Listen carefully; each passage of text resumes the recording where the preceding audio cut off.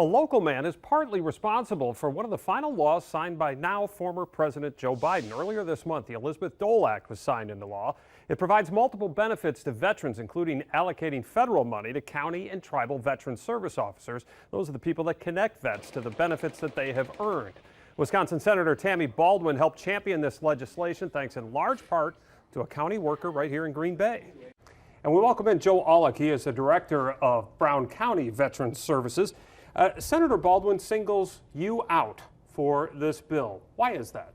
Well, back in December of 2017, I met with Senator Baldwin, and I was advocating to have federal funding for county veteran service officers and tribal veteran service officers because we receive no federal funding for what we do.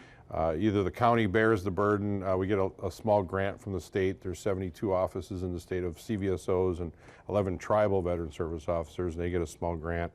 But we don't access to that federal money. So finally, in the Elizabeth Dole Act that was recently signed on January 2nd, my birthday. Oh, congratulations. So that was a good birthday present. Yeah, absolutely. So they're going to provide federal money for new CVSOs and TVSOs for training, office operations, and things like that.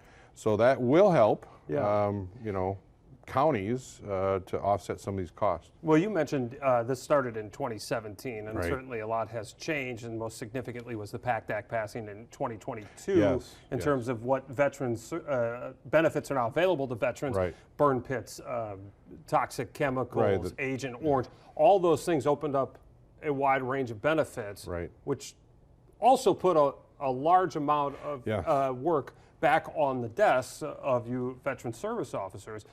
Has the bill taken that into account? Well, that was kind of, we didn't know the PACT Act was coming, but again, I'm the longest serving veterans officer in the state, so I could see where, our jobs are getting more intricate, more complicated. We're taking on more VA responsibility than we did in the past. So I could see where, our workload was increasing. And so that funding was going to be needed. And again, the counties are kind of stretched, and we need extra money to do these jobs. So the extra money is $10 million in fiscal year 26, each in fiscal year 26 and 27. Right. You've had a lot of time to kind of plan for this. Do you know how specifically you'll use that money? Yeah. Well, for our office will be for travel, right? And maybe training. And so that could offset $7,000 for us. Sure. Well, I can do a lot with $7,000 of, that frees up tax levy money for us to help do other things in the veteran community. It's important to note, and I want you to explain why, but you mentioned community veteran service officers and tribal veteran service officers. Those two didn't always play in the same arena, if you will, but they do now. Why is that important? Right. So county veteran service officers, started in the 1935, 1940s when legislation came in. And then eventually tribal veteran service officers were created for the tribes because they have unique benefits as Native Americans. About 2002, our CVSO Association, the County Veteran Service Officer Association of Wisconsin, we voted them to come into our association. And so they did, and through the years we've started to collaborate more. So it's been a benefit for tribal veterans as well as other veterans. All right, and the whole goal of this is to get benefits to the veterans who have earned them, who need them, etc. So for the veterans out there watching, how will they notice a difference once all this gets implemented? What will this mean for the individual veteran? Well, so what it potentially could mean is this more outreach, right? So we can get the information to the veterans, and if they're watching this now, we do want them to reach out to their county veteran service officer, tribal veteran service officer, especially with the PACT Act, the expansion of benefits, the toxic exposures, all toxic exposures. I want to follow up real quick on that because we visited when that came down.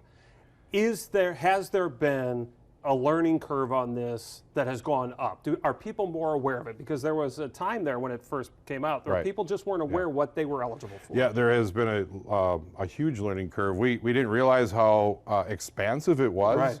Right. For example, if you have a firefighter exposed to firefighting foam in the service, and we know that can cause cancer, and because of that exposure, they potentially can get service-connected disabled for that cancer. Okay. Where in the past, that was not going to happen. So basically, you have to look at it this way: any toxic exposure in the service, working around chemicals, in the military is pretty consistent. So if you feel you have a condition that potentially is related to what you did in the service, you should be calling your CVSO, TVSO. It expanded health care also for these exposures. So, and I just wanted to mention, when you stated when that PACT Act was passed, claims exploded. Exactly. Right? Which kind of leads us to that first question, right? Do you have enough resources to handle all that? Well, we were spread pretty thin. Yeah. A lot of offices were struggling. We went to more of a file the claim from the phone format, skip the trip, give us a call, so we could do things faster and more efficiently in our office. But the claim load was probably at 700, 600,000. That's how many claims were pending out there when the PACT Act was passed, and it jumped over 1 million claims pending. Yeah. And right now we're setting out about 950,000 claims in the federal VA, claims that are waiting to be worked on. But file a claim. When in doubt, file the claim, get in there. You've earned these benefits. You're entitled to this. Don't go, hey, someone else needs it more than I do, right? You're entitled just like everybody else. And we can't forget the surviving spouses, right? You could have a veteran who have died from some of these conditions that could be filing for service-connected death claims. Eligible for might be benefits. eligible. So. All right. Well, Joe, thanks so much. Thanks for thank what you. you do, and congratulations on. Took 8 years, but it's done. Yeah, we got the act passed. So.